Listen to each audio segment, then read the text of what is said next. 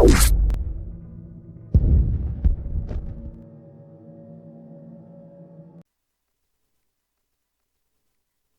bots!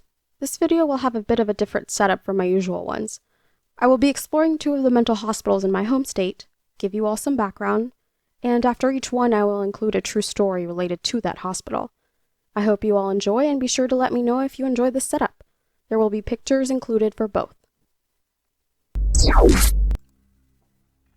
Camarillo State Mental Hospital, now California State University, Channel Islands. This was a psychiatric hospital for both developmentally disabled and mentally ill patients in Camarillo, California. It served as a psychiatric facility for 61 years from 1936 to 1991. The hospital closed in 1997. At its peak, the hospital had 7,000 patients, up from the less than 1,000 when it first opened. Treatments that were conducted included lobotomies, electroshock therapy, and isolation and restraints. In 2002, the site was redeveloped as the California State University Channel Islands. The university has retained the distinctive Mission Revival style architecture, and the bell tower in the South Quad has been adopted as the symbol of the university. The Eagles Hotel California was written about this mental hospital. I have spoken to a few folks that have attended school here, and they claim there is some spooky activity that takes place in the dorm rooms. The following is a story that was told by one of the students. I was an ESRM student there from 2009 to 2013. I had after-hours access to an applied science lab in Malibu Hall, and I would sometimes stay there through the night, doing work I had procrastinated on. There is only one entrance to the lab, which requires a code, and you also need a code to get into the entryway hall. So one night, around 2 to 3 a.m., I heard something out in the entryway. I assumed it was a janitor or something, but I went out to basically let him know I was there. I opened the door and there was a lady there looking around, so I asked if I could help her. She kinda glanced up and looked past me and said, "I'm looking for my daughter. I've been looking for her for a long time." There is a 24-hour cop patrol who likes to park outside the hall, probably because I was there a lot. And I went to look if he was there, but when I turned around, I couldn't find her anywhere. There are no emergency exits that she could have slipped out of, and I checked the bathroom, which was empty. So I packed up my shit and ran to my car. As I was driving away, I swear I saw the lady looking out one of the windows, but all of those rooms have sensor lights. That could have been delusional because I was freaked the hell out. I didn't do any more overnights like that alone after that, and the whole hall had a creepy vibe after that night. I've seen multiple unexplainable things from working late into the night, but I will just give you that one.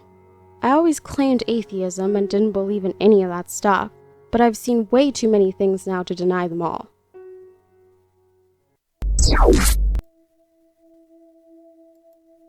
Rancho Los Amigos National Rehabilitation Center. The facility dates back to 1888 when indigent patients from the Los Angeles County Hospital were relocated to what was known as the Los Angeles County Poor Farm. It became well known for being its own functional town with on-site amenities, including a mini zoo, working farm, and its own post office. It was also a World War II Army base. Physical therapy and occupational therapy were started in the late 1920s. The Rancho rapidly expanded after it was designated as a respiratory center for polio patients in 1951. In 2006, Marines going through a training exercise in the abandoned buildings on the grounds found human body parts in one of the freezers. Upon further research, they were found to have been left behind 40 years earlier. The freezer was once part of the hospital morgue. Parts of the original hospital are still being used for rehabilitation treatments. I have personally visited the hospital and can definitely say that even in the areas that are still being used, there is a very eerie feeling that lingers. The long hallways lined with pictures like the ones I have included in this video of the iron lung treatments and the metal archaic pieces of apparatus do not help that creepy feeling. The Cult of the Downey Insane Asylum, aka Rancho Los Amigos National Rehab Center. About 2 years ago, my friend and I had found out about an abandoned insane asylum located in Downey, California. being the curious 17-year-olds that we were, we decided it'd be a good idea to go explore this abandoned facility just to see what we could find inside. So on a Saturday night, we gathered a few more of our friends and made the drive out to Downey so we could explore this building for ourselves. After about 30 minutes of driving, we arrive in Downey and make our way through the city to where the asylum is located.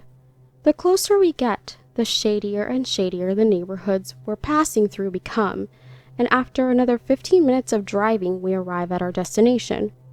We park the car, climb through a hole in the fence, and make our way into the building to see what we could find. To be honest, it started out not being too bad. Considering we had 10 people, we were thinking, what's the worst that could happen to a group of 10 people? So we meander through the building, looking at all the broken furniture scattered throughout the rooms, the patient files thrown upon the floor, and we're pretty much just having a good time looking at what was once this weird mental institution. But this is where things get weird. As we're walking, we of course had a flashlight pointed down the hallway because the power that was once in this building was and is clearly out. But as we're walking with our flashlight pointed ahead of us, we come to a corner. We see the adjacent wall of the corner light up from what we assumed was another flashlight. And sure enough, we turn the corner and there's another group of 4 kids. Shady, weird, freaking kids. We confront each other and they ask us if we've been to the slide. We politely answered no because we have no idea what they're talking about, and they tell us that we should follow them. Of course we decline because we're getting weird vibes from these people. And as they're talking amongst themselves, one of the kids comes up to me with, I kid you not, a solid 6-inch long Bowie knife looking thing. Isn't this cool? Look at what I found. As he moves the knife closer to my face, I politely answered what a cool find it is, and we start to back away, telling them that we're going to go explore the roof of the building. Surprisingly, they say alright, and they turn the corner and continue on their way. Alright, now that that's out of the way, I'm seriously beginning to feel weird about this place, and about how we're definitely not supposed to be here. So at this point I say, fuck it. We need to go to the roof, go down the fire escape, and get out of here. So we make our way to the roof, and we're sitting there plotting our escape. Like I said, people are not supposed to be in the asylum, so they have a police car stationed at the main gate to make sure no one comes in. So as we're up there, we try and figure out the best path to get out of here without getting noticed by the police. That's when my friend sees a fire escape ladder coming down off of this higher portion of the roof. We decide that this is probably our best bet, so we grab a small ladder that will be able to boost us up onto this higher portion of the roof. My friend Jonah goes up and immediately turns around so he could help other people out by pulling them up. As I'm getting myself up there, my heart completely fucking sinks. Jonah, did you not see this when you got up here? I whisper. What the fuck are you talking about, man? He responds. I'm looking forward and he slowly turns to see what was pretty much our worst fucking nightmare. There's about 15 hooded people sitting in a circle up there surrounding a burning cat or some dead animal. These motherfuckers are talking in tongues and just making noises which seem satanic. As we're both getting down, we get noticed and they start talking amongst themselves in this weird language, and as soon as we get down, these motherfuckers stand up and start sprinting towards us. I tell everyone to ditch the idea of the fire escape and not to worry about the cop. We need to get the hell out of here. So we start sprinting throughout this building with this cult in close pursuit behind us. We miraculously make it off the building and are starting to run across the field to the main gate. And as we're doing so, the cop notices all the commotion, turns on his sirens, and comes driving in.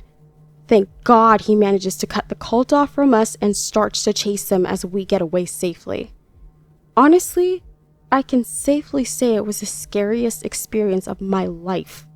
What would we have done if they'd taken one of our friends? Would we have had to go back in and confront them? I don't know, and I'm glad it didn't happen.